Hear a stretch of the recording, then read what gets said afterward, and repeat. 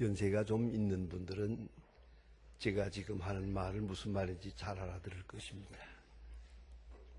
우리 생애의 최고의 해, 우리 생애의 최고의 해라고 하는 유명한 영화가 있었습니다. 아주 과연 명작이었습니다. 이 영화의 배경은 세계 제2차 대전입니다. 그 비참한 전쟁을 배경으로 하고 있습니다. 여기에 나오는 주인공은 헤럴드 레셀입니다. 이 청년은 자기가 지내온 생을 자서전을 쓰듯이 이렇게 책을 써서 발표하고 이것이 베스트셀러가 되고 다시 영화가 됐습니다.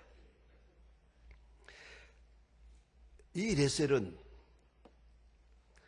군대에 나가서 공수부대에 나갑니다. 그리고 전쟁에 참여했다가 폭탄에 맞아서 두 팔을 다 잃어버렸습니다. 불구가 된 그리고 낙심하면서 하나님 앞에 기도했습니다. 하나님, 나는 쓸모가 없는 사람입니다. 이제는 쓸모없는 사람입니다. 라고 울부짖게 됩니다. 하나님께서 그에게 응답해 주셨습니다. 잘 생각해 보라. 그래도 잃은 것보다 얻은 것이 더 많지 않느냐. 레셀은 가만히 생각해 보니 아직 생명이 있고 두 눈이 있고 두 귀가 있고 두 발이 있고 그리고 다른 사람이 깨닫지 못한 귀중한 진리를 깨달은 확신이 있었습니다. 그래서 그는 이 귀중한 사실을 책으로 발표하게 됩니다. 그리고 세계적인 베스트셀러가 되고 마침내 영화화될 때 본인 자신이 감독을 하면서 자기 생애를 그대로 영화로 만들었습니다. 그 제목이 걸작입니다. 우리 생애의 최고의 해. 대단히 중요한 명작이었습니다. 기자가 그에게 물어보았습니다. 그는 기자들에게 대답합니다. 나의 육체적인 장애는 큰 축복이었습니다. 그러나 잃어버린 것을 계산할 것이 아니라 하나님께 받은 것을 생각할 때 더 많은 가능성을 보게 되고 앞이 열리는 것을 보았습니다. 여러분, 잃어버리는 것만큼 더 많은 것을 얻는다는 생각을 해보셨습니까? 육체적이고 물질적인 것은 잃어버리지만 정신적이고 영적인 것, 더 신비롭고 더 높은 가치의 것을 더 많은 것을 얻는다는 것 말입니다. 이런 역설적인 진리를 경험해 보셨습니까? 한 사람이 얘기를 더 할까 합니다. 태어날 때부터 팔다리가 없는 상태로 태어난 사람이 있습니다. 그러면서도 롤러스케이트도 하고 또 컴퓨터도 하고 드럼도 치고, 이 사람은 닉 부이치치라고 하는 사람입니다. 루이치치가 최근에 허그라고 하는 책을 써서 세상을 깜짝 놀라게 하고 베스트셀러가 됐습니다. 그는 책 중에서 말합니다. 자신을 받아들이는 용기가 필요하다. 불행하다, 행복하다고 묻지 마라. 자기 자신을 어떻게 받아들이느냐에 운명은 달린 것이다. 둘째는 하나님의 위대하심과 무한한 가능성을 신뢰하는 믿음이 필요하다. 다른 사람과 비교할 때는 불가능한 것 같지만 하나님 앞에서는 또 다른 가능성이 있는 것을 믿으라는 것이죠. 믿어야 새로운 세계를 발견할 것이라는 말이죠. 그는 말합니다. 도움을 받으려는 태도가 아니라 어떻게 하든 남을 도우려는 마음으로 출발하라. 그러면 새로운 세상을 보게 될 것이라고요. 우리는 하나님의 뜻을 늘 생각합니다. 그의 나라와 그 의를 구하라고 했기에 하나님의 뜻이 무엇인가? 하나님의 마음, 하나님의 소원이 무엇인가? 늘 그걸 생각합니다. 너무 복잡하게 생각하지 맙시다. 우리 다 부모가 됐으니 압니다. 부모가 돼서 자식에게 바라는 게 뭡니까? 데살로니가 전서 5장 16절, 여러분 너무나 잘 아는 요절입니다. 항상 기뻐하라, 쉬지 말고 기도하라, 범사에 감사하라. 바로 이는 예수 그리스도 안에서 너희를 향하신 하나님의 뜻이다. 하나님의 뜻. 하나님이 무슨 오늘 성경 말씀대로 재물을 구하겠습니까? 물질을 구하겠습니까? 모든 것이 다 하나님의 것인데 하나님이 무슨 뭘 바라겠습니까? 하나님의 뜻은 간단합니다. 우리가 행복하기를 원하십니다.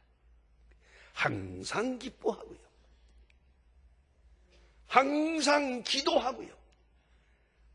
모든 경우에 in every circumstances, 모든 환경에서 잘 될 때나 못 될 때나 성공할 때나 실패할 때 할 것 없이 건강할 때나 병들 때 모든 경우에서 하나님께 감사하기를 하나님은 원하고 계십니다. 뿐만 아니라 이 하나님의 소원은 감상적인 게 아닙니다. 하나님께서 이 길로 우리를 인도하십니다. 여러분, 건강할 때 감사할 줄 몰랐던 거 병들고 감사합니다. 성공할 때 감사하지 못한 것 실패하고 나서 감사합니다. 왜요? 하나님께서 이것이 하나님의 뜻이기에 우리로 하여금 감사하도록 인도하고 계시고 그렇게 행동하고 계시고 사역하고 계시다는 것을 잊지 말아야 합니다. 오늘 본문에는 더욱 귀중하고 심오한 말씀이 있습니다. 감사로 드리는 제사가 나를 영화롭게 하리라. 감사로 드리는 제사가 나를 영화롭게 하리라. 제가 이 말씀을 읽고 또 읽어봅니다. 감사로 제사를 드리는 자가 나를 영화롭게 하리라.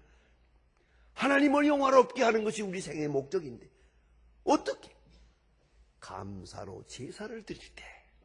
그런데 가만히 생각해 보세요. 제사라고 하는 것은 죽음을 말하는 것입니다. 죽은 것을 가지고 제사 드리는 법은 없어요. 살아있는 것, 그것도 건강하고 가장 깨끗하게 싱싱하게 살아있는 제물을 가지고 와서 제단 앞에서 죽여버립니다. 그래가지고 그 피를 바칩니다. 다시 말하면 생명을 바치는 거죠. 산 생명을 가장 깨끗한 것을 하나님께 바치는 희생입니다. 죽음입니다. 제사는 죽음입니다.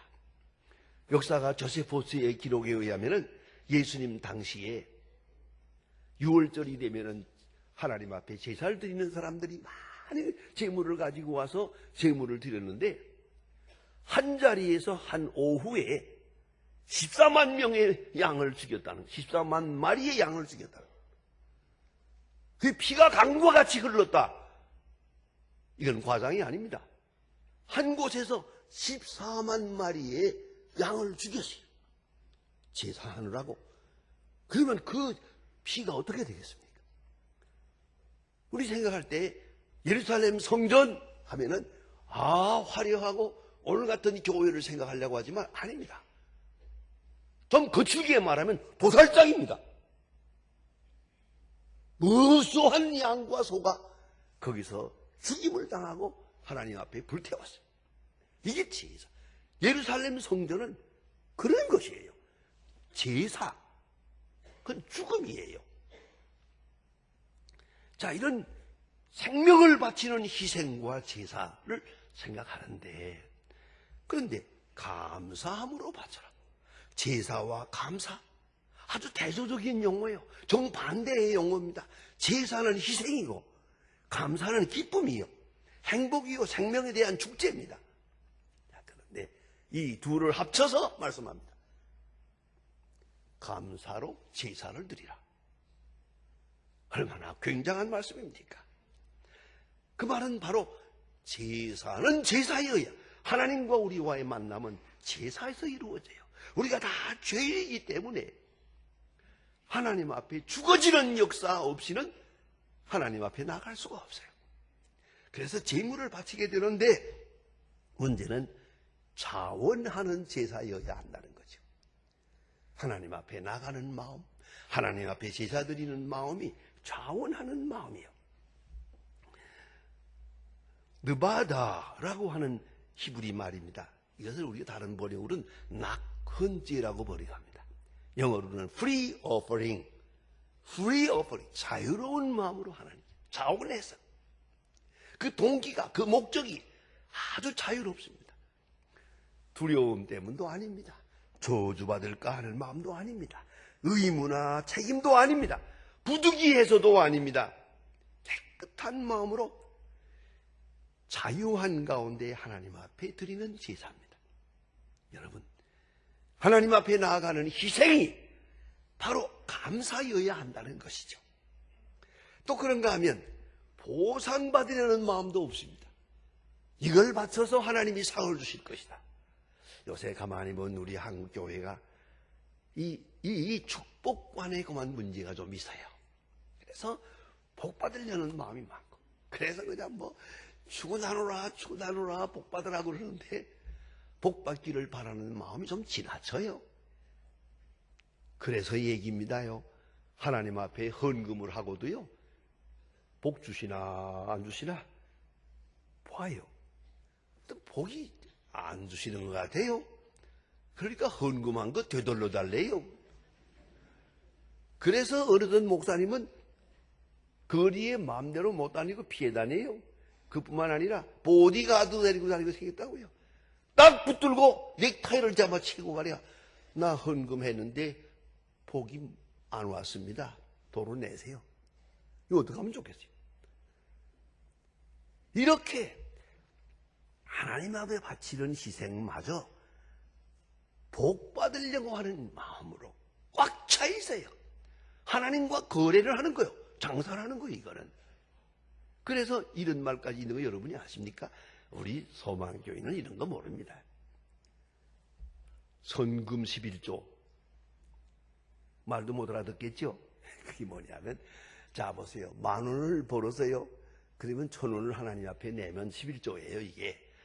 하나님이 주신 것을 그 중에서 12의 1조를 바치는 게 11조인데, 이건 아니에요. 10,000원을 벌기 위해서 1,000원을 구워다가 내는 거예요. 빚내다가. 그러면 하나님이 10,000원을 주신다고 믿어요. 그런데 이게 잘 안 된단 말이에요. 그러니까 원망 불평으로 떨어지는 거죠. 이게 무슨 짓입니까? 분명히 이건 제사는 제사인데 이거는 자원하는 제사가 아니에요. 하나님을 모독하는 제사예요. 보상받으려는 마음이 앞서면 그것은 절대로 하나님을 영화롭게 할 수 없어요. 똑같은 얘기 아닙니까? 좀 미안한 얘기지만 우리가 8월 추석이나 정월 초하루 이런 때 많은 사람들이 고향으로 내려가잖아요. 고향으로 내려가려고 1,000만 명이 이동을 하고 난리를 치는데 그 누가 글을 썼습니다. 왜 이렇게 고향으로 내려가려고 애쓰느냐. 안 내려가면 아버지가 가지고 있는 땅을 팔았을 때 유산을 주지 않거든. 이놈 8월 추석에도 내려오지 않은 놈이니까 안 준다 이거예요. 그래서 고향의 아버지가 가지고 있는 땅 유산 그거 받으려고 내려가야 되는데요. 이게 효도입니까? 이런 자식을 자식이라고 불러야 됩니까? 아버지 죽으면 내게 얼마가 돌아올까 하고 생각만 하고 있는데요. 되겠습니까 이게? 여러분 다 아시는 얘기지만 제가 소망교회에서 26년 목회하고 은퇴할 때 교회에서 제게 사택을 하나 주었어요. 집을 하나 주었는데 그 등기할 때 그대로 교회에 헌금해버리고 말았어요. 그래서 전 집이 없습니다. 왜요? 왜 헌금했냐고 물으면 뭔가 그렇게 거룩하게 생각하지 마세요. 내 아이들 불러놓고 얘기를 하세요. 내가 이걸 가지고 있으면 아버지 죽기만 바라지 않겠냐? 죽으면 요거 내 건데 나 이 꼴 못 본다. 그러니까 잊어버려라. 나 하나님께 바쳐버릴 거다. 이거 생각해 보세요. 아니라고 하면 거짓말이에요. 아버지 돌아가시면 저거 얼마가 내 건데 하고 쳐다본단 말이에요. 그리고 매일 언제 죽나 하고 쳐다보니, 자, 이 자식을 자식이라고 불러야 됩니까? 여러분 깊이 생각해 보세요. 하나님을 영화롭게 하고 하나님께 제사를 드리는데 내게 돌아오는 보상이 뭔가, 축복이 뭔가, 그것만 잔뜩 눈치 보고 신경 쓰고 있는 거예요. 이건 하나님을 영화롭게 할 수가 없고요. 좀 더 높은 차원에서 말하면 은혜를 갚으려는 마음도 좋은 마음이 아니에요. 여러분 부모님께 어떻습니까? 부모님의 은혜를 갚을 수 있습니까? 부모님이 내게 베푸신 모든 은혜를 내가 이제 갚노라고 효도를 통해서 갚노라고, 갚지 어떻게 갚아요? 그때와 지금이 다른데 그 정성과 그 눈물과 기도를 어떻게 갚아요? 아직 꼭 잊지 말아야 합니다. 진실로 은혜란 갚을 수 없는 거예요. 영원히 갚을 수 없는 거예요. 그걸 잊지 말아야지. 하나님의 은혜를 내가 갚겠다고.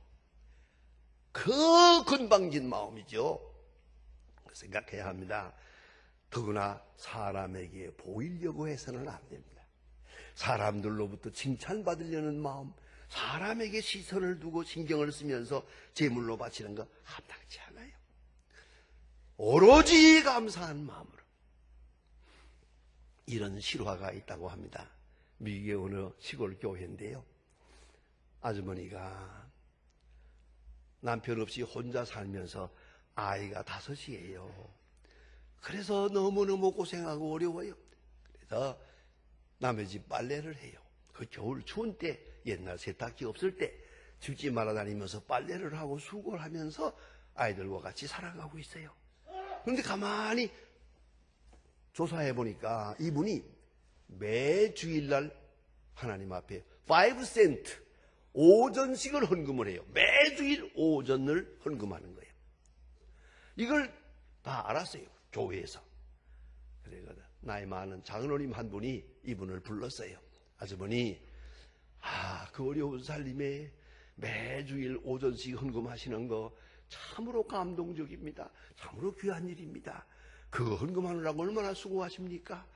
그러니 말이요, 그 오전을 내가 대신 내줄 테니까 다음 주일부터는 헌금 안 해도 됩니다. 난 한 주일에 1불씩 내는데 1불 오전씩 낼 테니까 아주머니는 다음 주일부터 헌금 안 해도 되겠습니다. 그러세요. 이 아주머니가 목을 놓고 울어요. 그리고 하는 말 들어보세요. 내가 그 오전식을 하나님 앞에 바치면서 경험하는 기쁨과 감격을 어찌하여 빼앗으려고 하십니까? 여러분, 진정한 제사라는 것은 기쁨과 감격이요. 바치면서 기쁘고 희생하면서 행복하는 것이요. 이게 자랑스럽고 영광스럽고 감사한 거예요. 희생 자체가 감사해요. 그래서 성경은 말합니다. 감사함으로 제사를 드립니다. 그가 나를 영화롭게 하리라. 얼마나 귀중한 말씀입니까? 박정환 선생님이라고 있습니다. 아시는 분은 잘 아시는데 이분이 유명한 것은 우리가 어린이라는 말을 쓰지 않습니까? 그전에는 아이라는 말을 썼어요. 그래서 무슨 교회에서 나는 잡지도 예수님의 아이 그랬습니다. 이분이 어린이라는 말을 처음 썼습니다. 얼마나 좋아요. 어린이. 이 말을 맨 먼저 만들어 쓴 그런 분입니다. 그분이 어느 날 저녁에 집에서 촛불을 켜놓고 책을 읽고 있는데 밤에 강도가 들어왔어요. 시퍼런 칼을 들고 와가지고 협박을 하면서 내라 그랬어요. 복면 강도가. 그래서 그러냐고. 너무 그렇게 위협하지 말라고. 그리고 서랍을 열고 390원, 당시에 큰 돈입니다. 390원을 주었어요. 그냥 가지고 나가려니까 여보시오 이 사람아. 주었으면 고맙다고 인사를 해야지. 그러니까 이 강도가 별놈 다 보겠네. 강도가 인사하는 거 봐서 좌우지간 고마워. 그리고 가지고 나갔다는 거 아니에요. 가다가 승무원한테 붙들려서요. 그래서 순정이 이걸 끌고 들어와가지고 당신 집에서 이거 390원 이거 강도질 해가지고 나온다는데 사실입니까? 아니요. 아니 내가 주었고 고맙다고 인사까지 했는데 그게 어떻게 강도요? 고맙다고 인사하는 강도 봤냐고? 이건 내가 준 거요. 순경도 할 말이 없이 그냥 갔습니다. 이 강도가 무릎을 꿇고 회개하면서 더 바라지 않습니다. 선생님 집에서 일생 동안 청소하며 살게 해주세요. 그대로 일생을 그 집에 바쳐서 청소하는 사람으로 살았다고 합니다. 여러분, 정말로 감사한 것은 내 자신을 제물로 바치는 것, 내 생명을 제물로 바치는 것. 그걸 꼭 잊지 말아야 합니다. 그가 나를 영화롭게 하리라. 감사의 제사를 드리는 자가 나를 영화롭게 하리라. 이 감사는 무조건적이에요. 온전한 감사여야 돼요. 그의 마음, 그의 중심, 그의 정성을 다하고 다시 생각하십시다. 바치는 그 자체를, 희생 자체를 기뻐하고 있는 거예요. 교회를 위해서, 하나님의 영광을 위해서, 거룩하신 뜻을 위하여 희생하는 것, 작은 것이지만 희생하는 것 자체를 감사할 때 그가 나를 영화롭게 하리라. 기도하십시다.